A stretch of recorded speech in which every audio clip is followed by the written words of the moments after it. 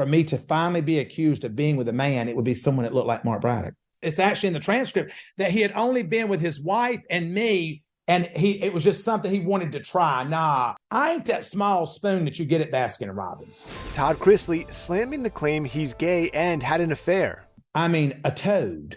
I mean, somebody that looks like a thumb. There's nothing else for you to know about us. It's all out there, so there's no bombshells. While hosting Chrisley Confessions with his son Chase, Todd, who's weeks away from serving his prison sentence, sets the record straight about his sexual orientation. For me to finally be accused of being with a man, it would be someone that looked like Mark Braddock. Yeah, exactly. I mean, a toad. I mean, somebody that looks like a thumb. Yeah, Todd, definitely not a fan of his former business associate Mark Braddock, who testified about their alleged fling during his and wife Julie's fraud trial in November. Somebody who says he's only had sex with his wife and me. Let me tell you something. I can understand if you'd have had sex with me, how it would have ran you crazy. I get that. There have been many that have been traumatized by your daddy. But now that little short, sawed-off thing was wishful thinking. Todd can't help but crack a joke or two. He even jokes that he wishes the claims were made by Hollywood A-listers instead.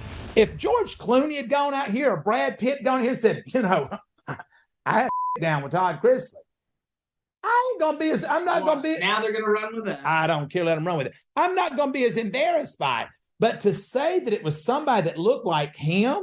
I would love to say it's all scripted, but you can't script the dysfunction that goes on in our life. Todd and Julie report to their respective Florida prisons on January 17th, where they'll be serving a combined 19-year sentence. Well, I think it's natural that you feel sorry for yourself because you're grieving. It's a grieving process. I had to say to Savannah, I said, you need to find grace. And that's exactly what Todd and Julie's 25-year-old daughter is doing. That at the end of the day, the truth always comes out. And to just kind of be patient with myself.